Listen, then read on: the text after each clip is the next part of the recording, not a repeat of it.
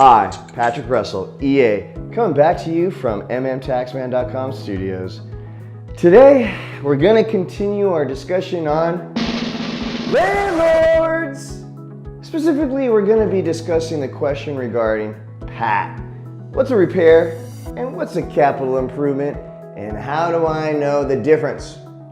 This question is really asking, when can I take a deduction for purchases made during the year, and I only made those purchases because I had to fix something on my rental property?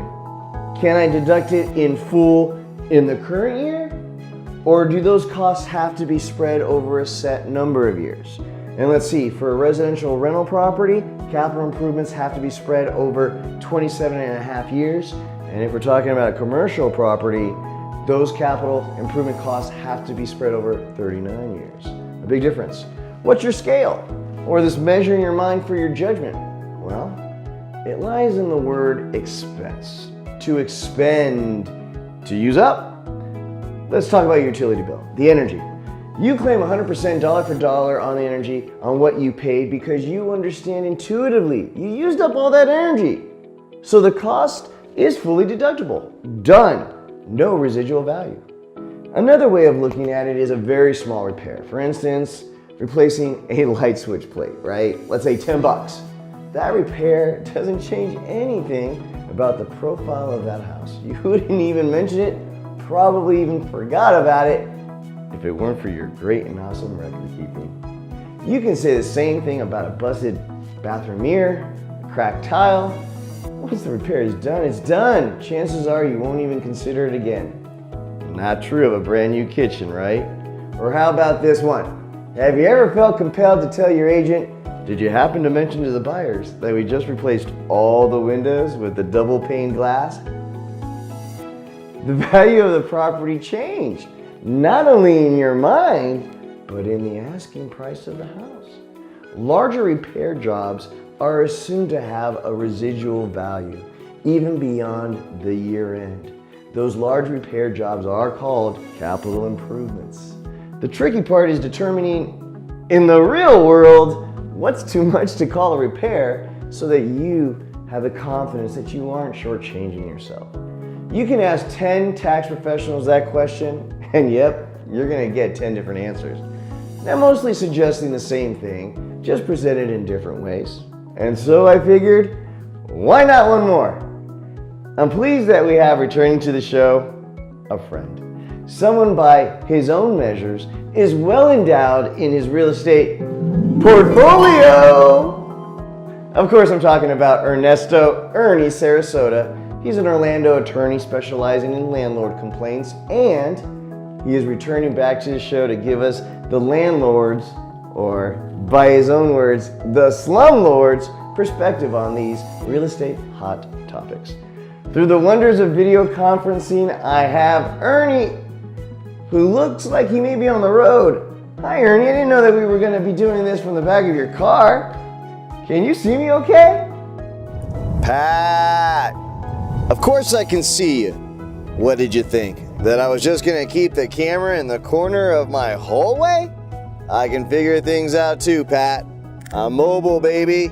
Plus, there was no way I could fit this video chat in if I didn't take this show on the road, capiche? Alright, buddy, you know the drill. I only have a few minutes. Hit me up quick. What do you got, Pat? Ernie, always grateful for the time that you can share with us. I'll be quick. But first, you're really enjoying the good life, Ernie.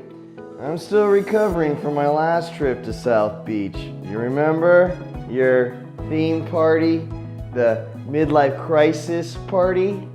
I'm not sure whether to thank you or to swear you off for life. The parts of the night I do remember make me think this may not be the best time or place for this interview, pal. How about we do this a little later, buddy? Come on, Pat. No way, I've got a night full of Republican National Committee mixers. And so that requires preparation. Susan, keep it under 50. Remember the last time we had a long night? I haven't gotten any better saying my alphabet backwards. Know what I mean? Susan's my driver, Pat, and helps with reminding me when someone walks my way who they are. Plus, Pat, you don't know these Republican mixers. They can get kind of wild. It's not for the weak of heart. By the way, Pat, I caught one of your videos, Pat, the EIDL. You're gonna have to change it, buddy. The waiving of the first year interest, I told you that was a proposal being kicked around by Mnuchin and Treasury. I told you that in confidence. That's not official yet. You look up the EIDL, the payment terms and the contracts, they don't say that yet, Pat. You're looking like you've got a crystal ball, Pat, and you ran away with it, Pat.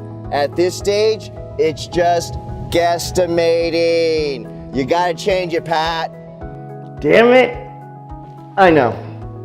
I got my hands on an actual contract, plus I have a few of my clients who actually received the EIDL were ever so happy to point out the discrepancy they found in my video.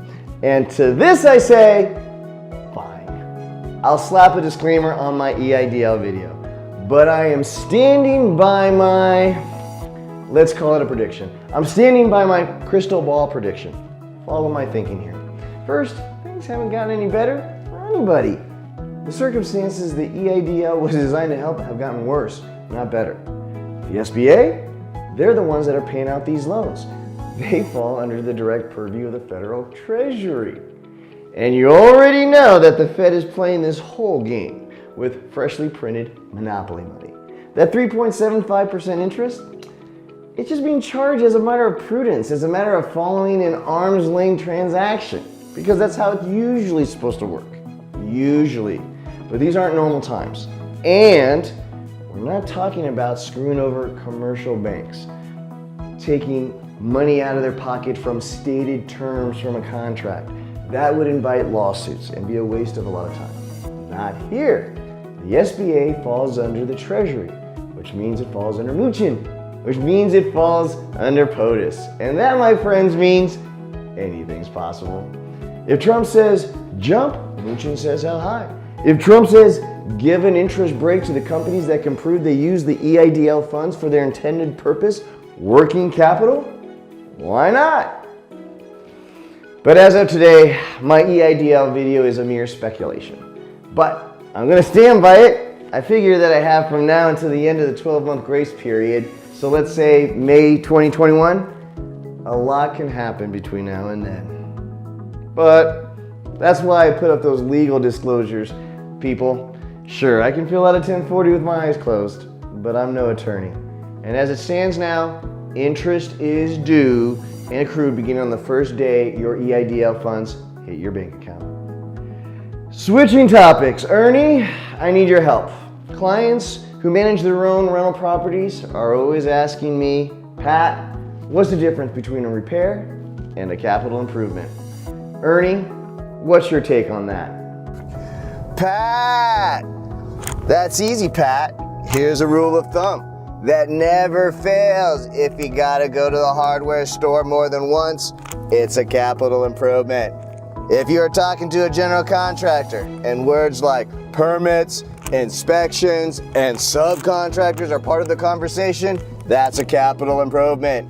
If you had to take out a mortgage on your property in order to pay for the job, that's a capital improvement. Pat, just you and me talking. Tenants never take care of your shit.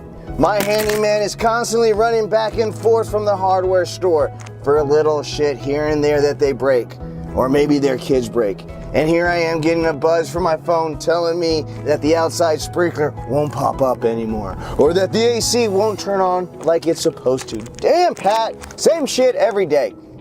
You hearing me? You want advice? Here's advice. I pay for all my repairs on one credit card, which makes my accounting super easy. Over the years, I've heard many rules of thumb. What's so hard? Why is it so tough to explain? Well, when a repair job costs $600 and it's starting off as just replacing a kicked-in door, but then the molding needs to be replaced, which then means some wall work, paint, and then of course the rest of the house has to match, add in a few extra fixtures and some electrical work you couldn't get around. Now your $600 door repair turned into a $4,000 project. What's the treatment? Well, in that scenario, we're supposed to ask ourselves, did the new door, with the new molding, with the fresh paint job, and the extra fixtures, with some extra Cat 6 blue wiring installed neatly inside your walls, did that just change the selling price of the house in your mind? Because the answer is the one that should be driving your judgment call. Ernie, you mentioned handyman. Thank you for bringing that up. I forgot that you rarely get your own hands dirty.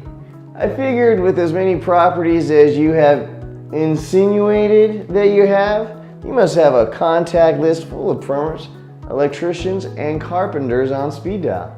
Tell us, how are you handling those payments you're making to your general handyman and the rest of the contractors that you make payments and paid throughout the year? Pat, I gotta make this quick. It's about to get real, capiche? Pat, it's real easy. My handyman once a month turns in his invoice that includes a tally of all of his receipts from those trips back and forth from the hardware store. And of course, whatever his part in the labor. I add it all up at the end of the year. I report the total payments I made to him on a Form 1099. What he does with it on his taxes, that's on him. Do you know what I mean? Pat, where I'm going, it's best you don't follow. You know what I mean? Susan, slow it down, please. I want to make sure this roll hits before we reach Rubio's place.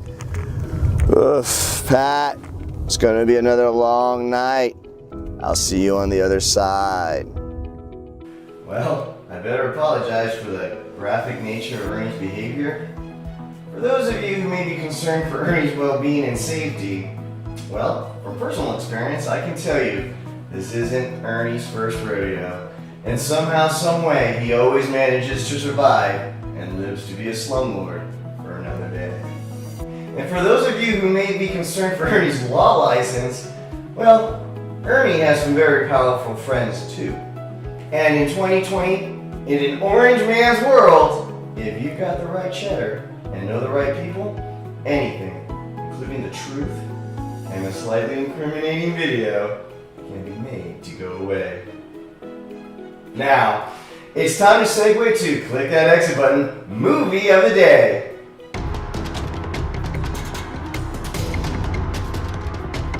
In today's click that exit button, movie of the day, I'm changing pace again.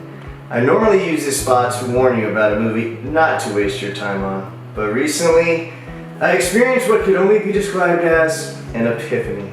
It happened to me recently and I feel compelled to share it on the show. It's my take on Jim Jeffries' stand-up special, Intolerance, right now on Netflix. I think we all measure the quality of a good comedy by how much your stomach hurts. Well, my guts were aching afterwards. Jeffries is a personal favorite of mine. He's an Aussie that tells it like it is. Obviously, as all comics, he leans a little to the left, but mostly relies on just great common sense and a keen eye for exposing the bullshit of society. The focus of this special, as with most stand-ups, it's usually what's going on in the comedian's life at the moment. Intolerance is no different. Most of the jokes are related to being recently separated and co-parenting his young son with mom. And is there any political jokes? Oh boy, other political jokes. This being 2020, a large chunk of Jeffrey's razor-sharp wit is pointed at our current political landscape. Imagine that. Good stuff. What can I say? I laughed my ass off. Definitely worth your time. Today, I'm going to continue my trend of doing something a little different. I'm not only spotlighting an individual song, but I'm going to spotlight the musical artists behind the song too. The musicians in this case, Lonnie, L-A-N-Y. Don't ask. The current single out, If This Is the Last Time, and this song caught me by surprise. Not that I dug the song, but when I first listened to the song, it struck me just how cool Lonnie can make sloppy sentimentality. As far back as 2015, Lonnie has released 2 albums. Both are listed as either electronica, pop, dance, or alternative. I guess you can just take your pick. Their sound may be a little hard to categorize, but what can be agreed on is their soulful periscopic lyrics punch you right in the heart and escort your thoughts with appealing electronic dance tracks, inviting you to have your replay setting to on, even if it means giving yourself a lump in your throat. Digging into their playlist, you can't go wrong with songs like Super Far, 13, Thick and Thin, and without question their latest offering, If This Is the Last Time. If you're in the mood, Lonnie songs have a way of sweeping you back inside your soul and forcing reflection. Definitely worth a listen, but this recommendation comes with a catch. Be prepared to feel it right here. So for the book of the day, this is something I'm going to be dwelling on and deciding a better format. For this part of the show, it was never supposed to be about Patrick going down his long list of books he's read in his life. It was supposed to be more of an opinion piece, similar to what I'm doing with movies and songs. But it's painfully obvious that my ego is writing checks my body simply can't cash. With my current schedule, carving out time to sit and read a book is just becoming a little too difficult. Give me some time, changes will be made. But in the meantime, I do have another special book in my library that I absolutely want to share on the show. Have a New Kid by Friday, written by Kevin Lehman. Once again, there was a season in my life where I collected a lot of parenting books, and I read most of them too. Trying to prepare myself for that big challenge in life when my first daughter, Amira, was being born. Well, there's a lot of parenting advice out there in the world for sure. But if I had to point out one book, the one book that really made a difference, it's this one. Fortunately, just because I read the book, can't say that I was a devout follower, not like I should have been. But there's no question. If I did follow, when I did follow, and when I was diligent in practicing the principles of the book, the results were inarguable. The prose is fast, neat, and humorous, and the advice and the steps each day to Friday are simple and clear. For young parents out there wanting a book that you feel is going to make a difference, this is your book, and it is definitely worth your time. Thank you, Dr. Lehman. Your book did what it could with what it had to work with. I thank you for your wise words. The team is currently hard at work on our next episode. On the next Pointing Out the Obvious, we will be spotlighting that extra diligent taxpayer. Those taxpayers that, regardless of their circumstances, feel it absolutely necessary to explore every credit and every deduction, making sure every stone is turned. Items like the adoption credit when there's no child on the tax return, or credit for the elderly and disabled when the taxpayer is a college student reporting their first job. As always, I thank you for your time. I look forward to seeing you soon. Take care.